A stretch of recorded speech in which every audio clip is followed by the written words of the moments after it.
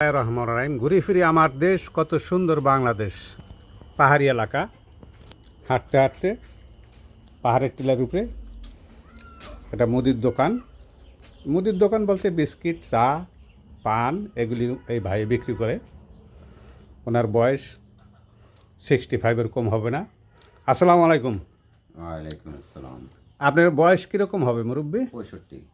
65। তা আপনি কি শুরুর থেকে এই অঞ্চলে বসবাস করতেছেন? আমার জন্মই এখানে।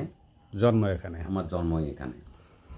তো এখানে যে আমার জন্ম, আমি কিছুদিন ছিলাম না। বাংলাদেশ যখন স্বাধীন হয়, স্বাধীন হওয়ার পর 1 বছর পরে আমি এখান থেকে বাইরে গেছিলাম। এর আগে কিন্তু এখানে জঙ্গল মঙ্গল ছিল, এখানে কোনো বসবাস ছিল না। এখানে আমাদের খামার বাড়ি ছিল। আচ্ছা, তাহলে তখন যে জঙ্গল ছিল, এই জঙ্গলে তখন বন্য প্রাণী কি দেখছেন আপনি? এখানে বাঘ, ভাল্লুক, মানে বিভিন্ন ধরনের আইটেমের এখানে হাতি ছিল, জন্তু ছিল, বড় বড় হাতি ছিল। হাতির অভাব এখনো আছে হাতি, একটু দূরে একটু দূরে এখানে পাড়া হয়ে গেছে। এই জন্যই ঘনবসতি হয়ে গেছে। আগে এখানে ঘনবসতি ছিল না।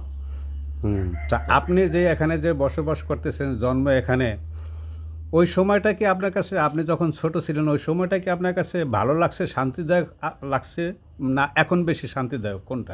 শান্তি তখনই লাগছিল, তখনই শান্তি লাগছিল। কারণ ওখানে আমাদের এখানে কোনো খেলার কোনো, আমরা ছোট ছোট বাচ্চা ছিলাম তখন, আমাদের খেলার কোনো লোক পাই নাই।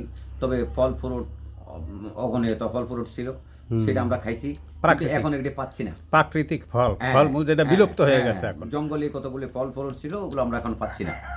তো জঙ্গল নাই। তো এখন প্রিয় দর্শক, ওনার মুখেই শুনলেন। আপনার নামটা কিন্তু? আমার নাম নুরুল কবির।